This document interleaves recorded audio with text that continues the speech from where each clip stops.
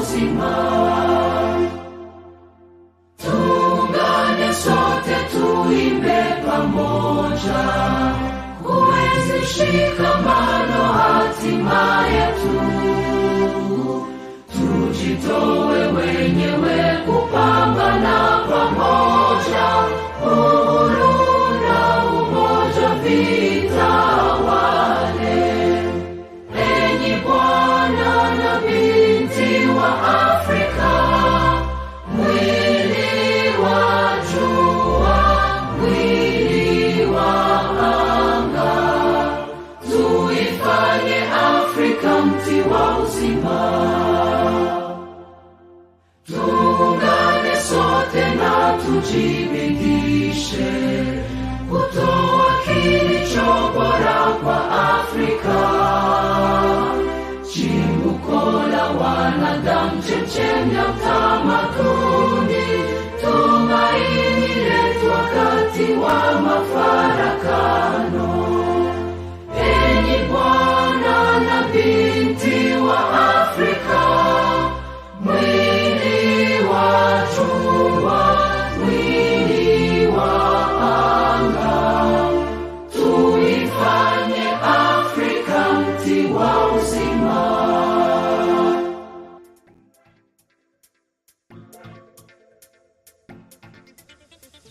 Welcome to Mans TV Africa, yet another interesting episode. My name is Kato Mukasa.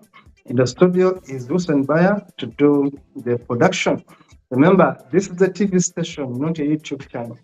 We are a TV station that broadcasts live shows wherever you are. We have studios in Uganda, Kenya. We have studios in Ghana, Nigeria, Zimbabwe, Zambia. We have studios in Sierra Leone, of course, UK and USA.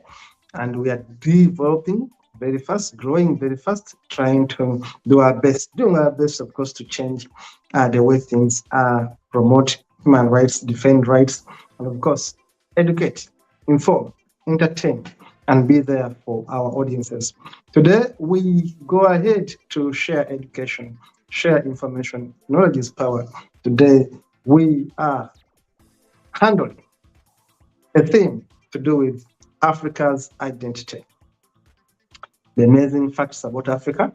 This is part 11, and we are talking about Africa's identity, African identity. When you look at an African like me, what really defines me? Is it my skin color? I don't think so. Maybe it may be my skin color. Is it my language? The language I speak, but I'm speaking English. Is English my identity? Is English my language? English is a foreign language. Interestingly, English is an official language in several countries in Africa, including my country, Uganda. It's a must language. But it's the language of the foreigners. It's the language of the colonists. But here we are speaking English. So is English part of my identity? No, it has never been my identity. How about Arabic? Is Arabic an African identity? In some way, yes, because Arabic language has been part of many people in Africa for centuries.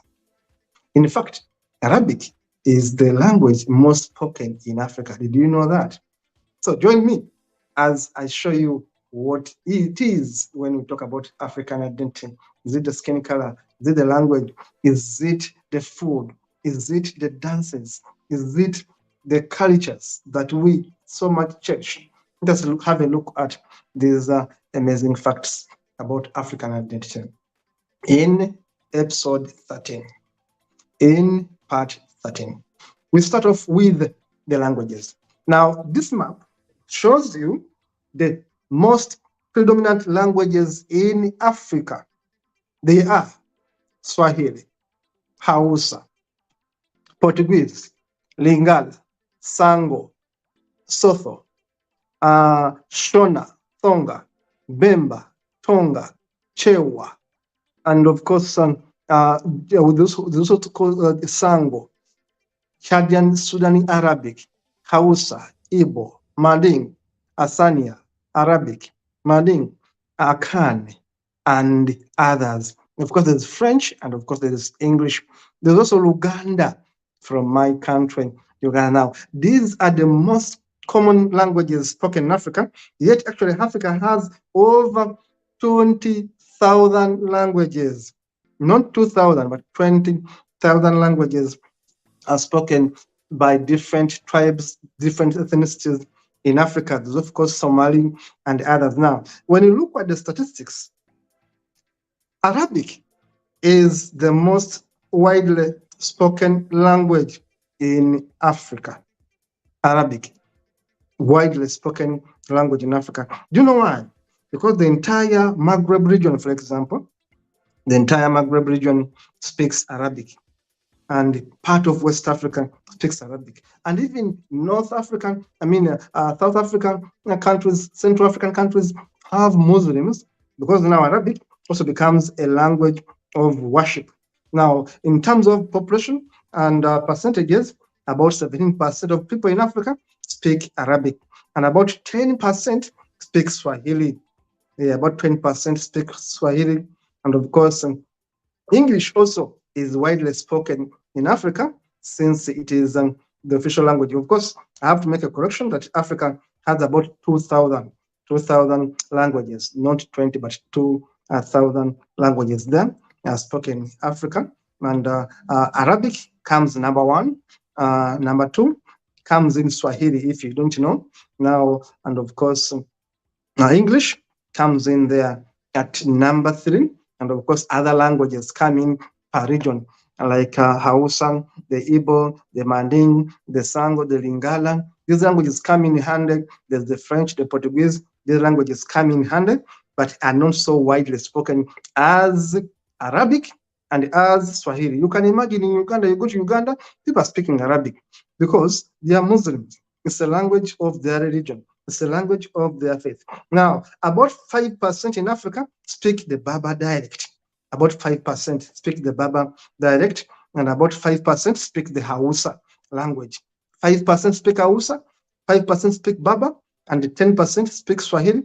17% speak Arabic, and of course, about 15% and more, of course, speak English. English is widely spoken because it's an official language, business language, but some people actually don't know English. And let's look at other facts in the maps. Yes, this one also shows you the languages where they are and who speaks these languages. The Hausa, the Lingala in Congo, the Luganda in Uganda, and of course the Songhai, the Fulani. All these have different languages. Now, in terms of dialects, we see that there's Afro-Asiatic, there's Nilo-Saharan, there's Niger-Congo, there's Niger-Congo B, the Bantu, and the Khoisan. Now, these are the ethnic dialects much in Africa: the Bantu, the Khoisan, the Niger-Congo, the Nilo-Saharan, and of course the Afro-Asiatic. All these guys have their different dialects. So let's move on. Let's move on very, very fast. Let's move on very fast with other realities. Bayer, let's go on. And yes, again, this map shows you language families and languages of Africa. The Niger-Congo has the Korofanian, the Bantu, Ganda, Congo, Luba, Rwanda, Shona, Swahili, Tswana, Xhosa, Zulu. These are Bantu. They have languages that are similar. Nani-Bantu are Fulani, Igbo, Mandingo, Mende, Mosi, Twi, Wolf, and Yoruba.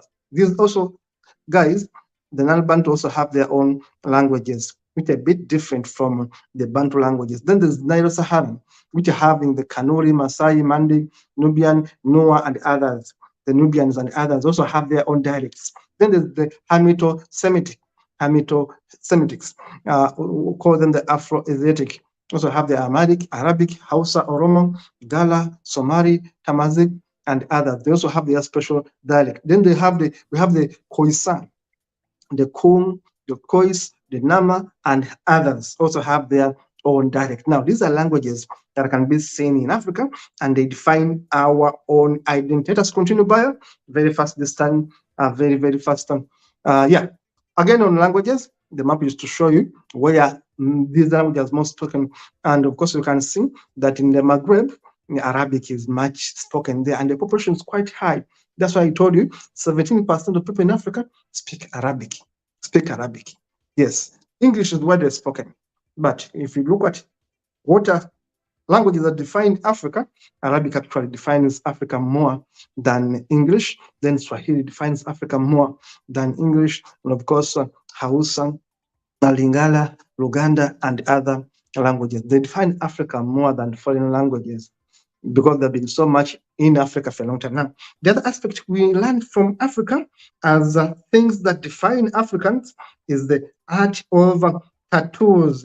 But in the language that is known popularly, it's called scarification. It is called scarification, scarification in Africa, or tribal markings. Now, that person is from the Boya people, Rarim and Rongarim. Those people, the Boya, Larim, Rongarim, people of the Eastern Africa, the larger Eastern Africa, have those tattoos on their bodies. We call it scarification. Now, that one is strictly African, even the attire. Now, this lady here is from the Afar, the Kushites of Ethiopia, Eritrea, Djibouti, the Amharic Adam, Afar people among the Kushites of Ethiopia, Eritrea, Djibouti. That's how they wear. They have their own special regalia, special attire that defines them specifically for them as the people of the Kushites origin. And let's look at other images that define Africans. Now, something very special about African identity is the voodoo. You can call it spiritualism. Africans will say, I'm spiritual, I have ancestors, and all the nonsense. They don't talk about the nonsense of ancestors and spirits. I call it nonsense because actually it's a lot of nonsense, but I'll show it to you that actually many people have witchcraft thinking in Africa. They call it our identity, our spirituality. Now I'll show you the Maasai, and I also show you the Maasai warriors there, and of course the tribal marks of Dinka people of Southern Sudan. It is a way of cultural identity. Find a Maasai, find a Dinka, you know, I am in Africa, and particularly in Eastern Africa. Let's look at other images very fast.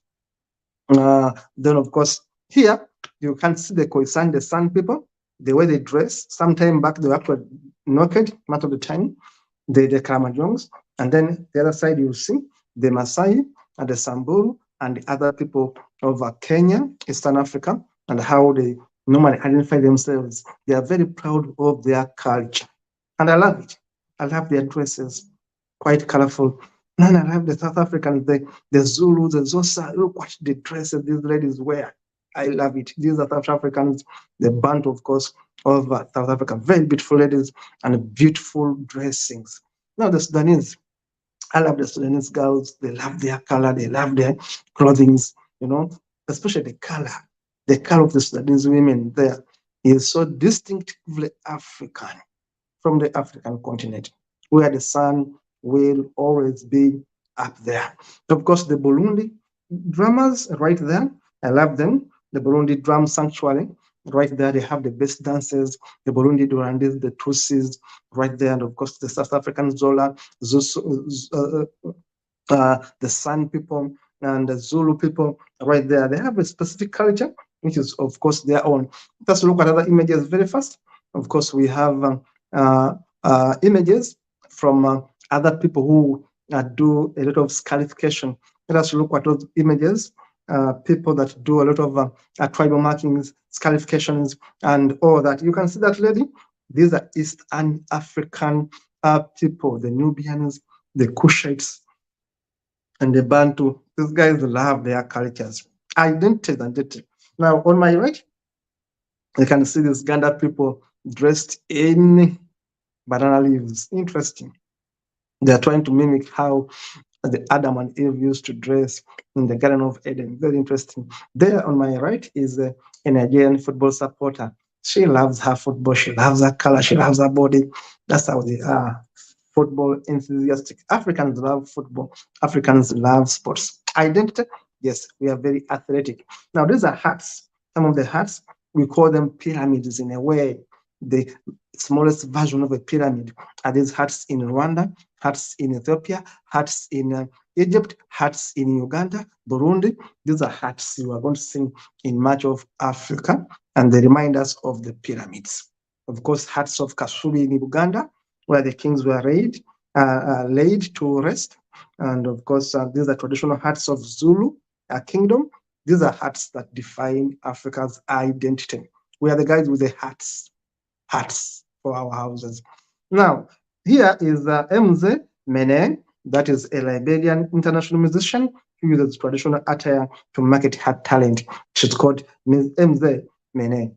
Mze Mene, she's one of those Africans that love their identity. She's a Liberian, goes internationally, and she sings her songs wearing traditional attire. How lovely it is. Of course, down there, you see the image of that lady, the way they do their stuff, a lot of scarification, a lot of beautiful imagery, beautiful tribal marks, beautiful paintings of different tribes in Africa. These are different tribes in Africa. I've sampled across Africa to show you different faces. Let us have a look at these different faces. You can see different scarification marks, tribal marks, different ones from East, Central, West, South Africa, Central, East. These are different. And you can see some of the Babas, some of the Tuaregs, some of the Kushites, some of the Nubians. These are different. Ethiopians, Eritreans, Congolese, Bantu, South Africans. I'm showing you from different tribes. You can choose yours. The Nubians, how are they doing these tribal markings, the paintings? I'm showing you here in these photos, different Africans doing different scarification, different tribal marks. This is part of the identity of Africa's heritage, those tribal marks, the way they dress, the dances, the songs, the languages that are purely indigenous. This is what defines Africa. Thank you for watching. Keep watching, keep subscribing, and keep sharing. Comment, like, share, and keep it Human Civic Africa. See you in the next one.